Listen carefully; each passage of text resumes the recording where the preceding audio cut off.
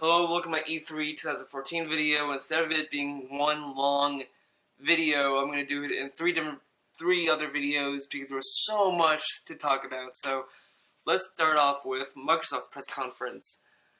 This year they cut straight to the chase this time. They did not spend any time on baby toys like they did in the other E3 conferences that Microsoft has had. So let's get straight to it. They showed Call of Duty.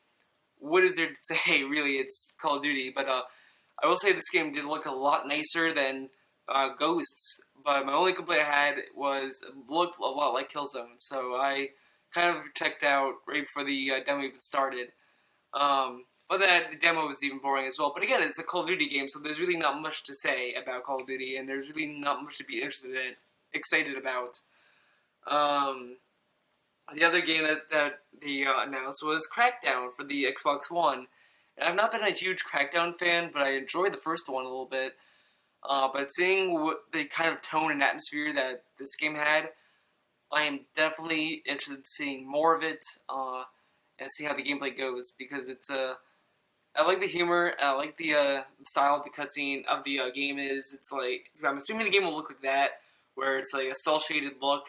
So I'm definitely interested in seeing more of it. I just wish they showed gameplay. They just showed a guy setting up a hit, and it was all done in a cutscene, so I don't know how the gameplay will be. I want to see more of it. So right now, I'm just curious of Crackdown. They announced a new Tomb Raider, Rise of Tomb Raider, or Rise of the Tomb Raider, or something, which I think is a weird title because I thought the last game was to set up her being a Tomb Raider. I don't know why. It sounds more of like another origin story for Tomb Raider, but I still like it. I still think it's interesting.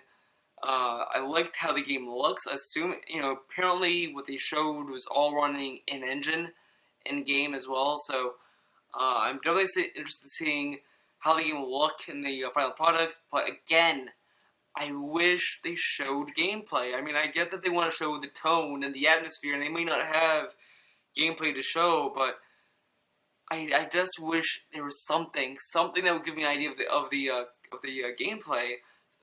See if there's anything new about it. But other than that, it was just interesting in the sense of the tone that it had. So I'm excited to see where Tomb Raider is going to go this time around, because it definitely reminded me of Uncharted 1, where it's coming to this dark mystery where you're trying to uncover something, and that's really cool. I like that aspect of Tomb Raider as well, so I'm definitely keeping my eyes out on this game.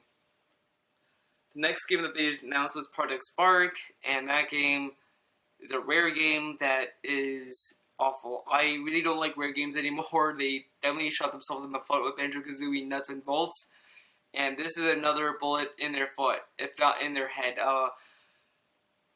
It was just an alienating title to me. It just kind of, at least to me, I still feel like Microsoft should still announce games that would sell their system, and this game isn't that kind of game. It's not a system seller for me, and it's not a game that is at all remotely interesting to me. The idea of it is cool, but I don't like how it looks. I don't like the engine and the style that it's running on.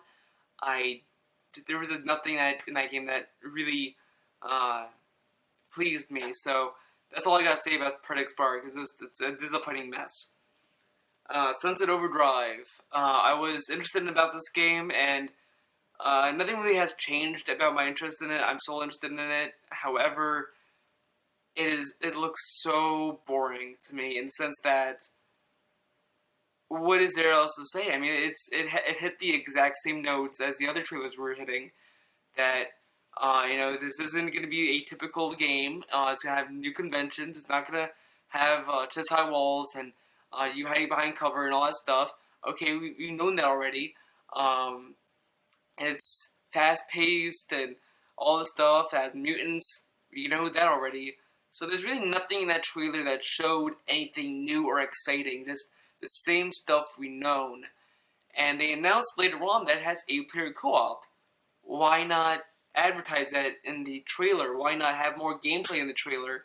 That was my one issue with Sunset Overdrive, was that it was just so bland. The trailer didn't show anything interesting. It was just the same stuff that we've seen already. So, it didn't hype me any more than it did just kind of set me in the same place as I was a few months ago when they showed the gameplay trailer.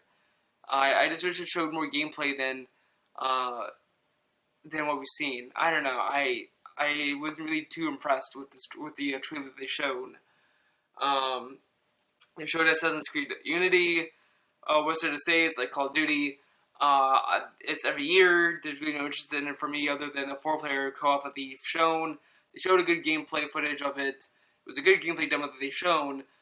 But again, it's Assassin's Creed. It's an Assassin's Creed game, so I don't really have that kind of connection with it. It might change my mind later on, but right now it's just another Assassin's Creed game. The next game that they showed, or rather DLC, was Dead Rising 3. I'm not that interested in it because I don't own Dead Rising 3, obviously. But the DLC is cool, but all I have to say about it is that it's just Capcom making fun of themselves. So that's all it is. Then Platinum Games showed up, and they showed us Scalebound. And I'm definitely interested in seeing more of it, just because it's a Platinum Games title. I don't really care for that kind of setting, but it's a Platinum Games title, and I love Platinum Games titles. Platinum Games has yet to disappoint me, so this game will definitely be on my radar. Hopefully it'll be good, and hopefully I like what I see. And last but not least, the Halo Collection, Halo Master Chief Collection. It was cool to see this announcement. I really like that it's this huge collection of Halo 1, 2, 3, and 4, and it comes with a beta of 5 and a graphic novel. So I'm definitely interested. I think it's definitely cool that they're releasing this for Halo fans, and that's all I think that announcement was for, is directed for Halo fans. But again, it falls in that same principle I have with all these other remasters that's being announced, is that these aren't announcements that got me excited or interested in buying an Xbox One. It's just, that's cool, but I could play these games right now. I don't need to pay $400 to play these games. I don't need to, and the beta is cool, but it's a beta, so I don't really care for betas that much. But the cool thing, though, about Halo 5 that they've shown is the dual wielding. And I will say, to be honest, Halo 5 is slowly becoming a title that I might end up caving in for. But right now, I don't really care for Halo that much. I just have a casual interest within the series, and I like playing them, but I've never had a good, kind of moment with it. So that's it for me on Microsoft's press conference. Overall, it was kind of a safe press conference for them. There were some filler moments, but other than that, it was really good. It was definitely their best conference they've had in a long time. And when I say a long time, I mean a long time. But I just wish there was more games that got me excited. Because I remember when I saw Gears of War 1's trailer, that really got me excited to buying Xbox 360. And there's yet to be a game that kind of made me feel that way. But other than that, it was a good E3 for them. I definitely, can't wait to see more titles that they're going to pump out next year. So that's it for Microsoft. See you with the next video.